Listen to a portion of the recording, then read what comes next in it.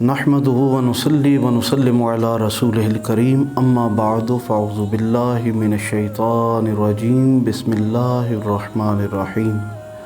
حامیم والکتاب المبین، انا انزلناہ فی لیلۃ مبارکہ، صدق اللہ مولانا العظیم وصدق رسولہ النبی الکریم۔ برادران دین و ملت، یوں تو شعبان المعظم کی ہر گھڑی ہی اللہ تعالیٰ کی رحمتوں سے بھرپور ہے۔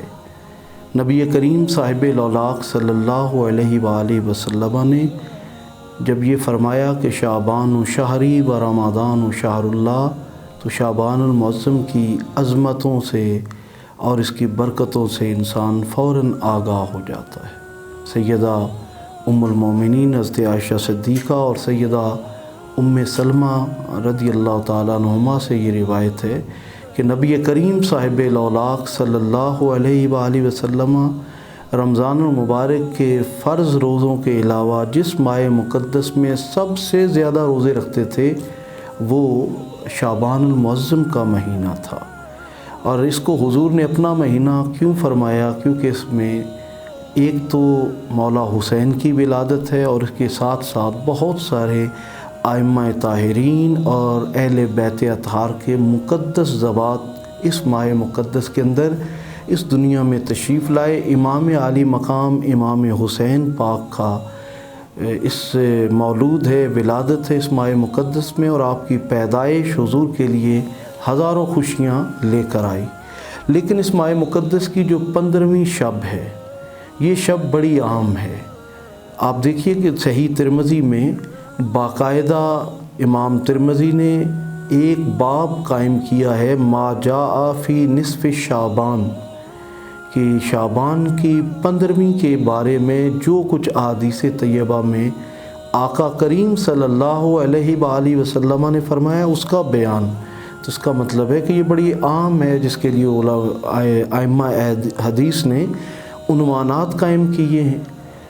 کچھ مفسرین کرام نے یہ بھی لکھا ہے کہ جو سورہ حامیم ہے، اس کی جو ابتدائی آیت ہے کہ حامیم والکتاب المبین انا انزلناہ فی لیلۃ مبارکہ، کہ حامیم اور قسم ہے سچی کتاب کی، ہم نے اس قرآن کو برکت والی رات یعنی شعبان المعظم کی 15ویں رات میں نازل کیا ہے۔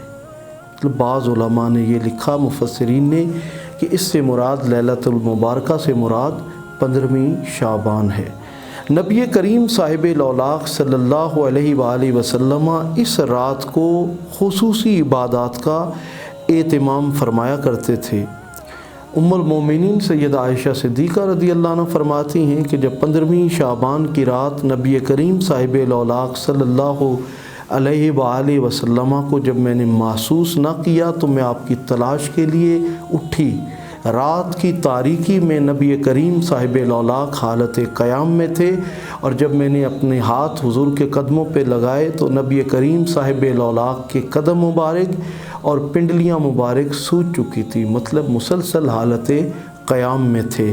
اور جب میں آپ نماز سے باہر آئے تو میں نے پوچھا کہ یا رسول اللہ صلی اللہ علیہ وآلہ وسلم کیا سبب ہے کہ ساری رات قیام؟ تو آپ صلی اللہ علیہ وآلہ وسلم نے ارشاد فرمایا کہ اے عائشہ، آج کی رات بڑی نازک رات ہے۔ آج کی رات میں جن لوگوں کے جو جو فیصلے ہونے ہیں وہ فیصلے آج کیے جائیں گے۔ جنہوں نے زندہ رہنا ہے ان کی زندگیاں میں یہ رجسٹرڈ ہو جائیں گی، اور جنہوں نے فوت ہونا ہے ان کے نام بھی رجسٹروں میں لکھے جائیں گے۔ جن کو جتنا رزق دیا جانا ہے وہ بھی تحریر کر دیا جائے گا۔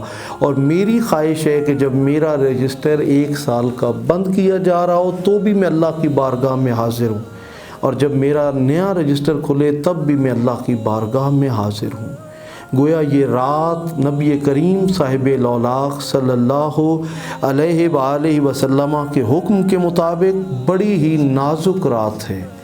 اور حضرت عمر بن عبدالعزیز رحمۃ اللہ علیہ، جن کو کہا جاتا ہے کہ یہ خلیفہ سادس ہیں، وہ بڑے جو ہے وہ اللہ تعالیٰ کی بارگاہ میں ہمیشہ حاضر رہنے والے اور بڑے خشوع و خضوع والے بزرگ ہستی تھیں۔ آپ نے بہت سارے جو بنو امیہ کے دور میں تبرہ ہو رہا تھا اور جس طرح ممبروں کے اوپر مولا کائنات مولا علی شیر خدا کو گالیاں دی جاتی تھی، تو آپ نے اسے رکوایا تھا۔ باغ فدق کہا کہ اہل بیت اطہار کی دلجوئی کے لیے آپ نے ہی واپس دلوایا تھا، اور جو بھی علی کو گالی دے گا اس کو 80 کوڑوں کی سزا آپ نے ہی تجویز فرمائی تھی۔ بڑے ہی خدا ترس ہستی تھی اور بہت زیادہ انسانوں کا اور اہل بیت اطہار کا ادب اور محبت اور احترام کرنے والے تھے۔ آپ فرماتے ہیں کہ میں نے ساری رات شب برات میں محو عبادت رہا، اور جب وقت سحر آیا تو میں نے دیکھا کہ ایک سبز رکا آتا ہے میری طرف، اور اس کے اوپر یہ لکھا ہوتا ہے کہ آپ کو ہم نے آگ سے بری کر دیا ہے۔ یہ رات براءۃ من النار کی رات ہے۔ شب برات اس حوالے سے اسے کہا جاتا ہے کہ اس رات کو جو مسلمان محو عبادت ہوتے ہیں اللہ تعالیٰ انہیں آگ سے بری کر دیتا ہے۔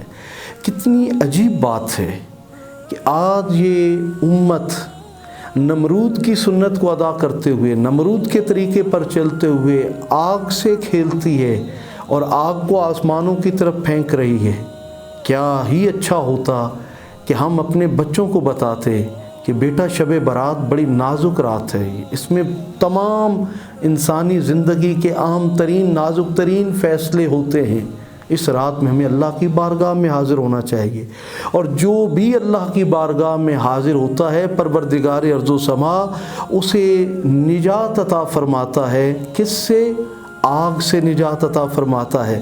لیکن ہم مسلمان اسی رات میں آگ سے کھیل کر کیا پیغام دینا چاہتے ہیں کہ پروردگار عالم تو آگ سے نجات دینا چاہتا ہے، لیکن ہم آگ سے نجات نہیں چاہتے ہیں۔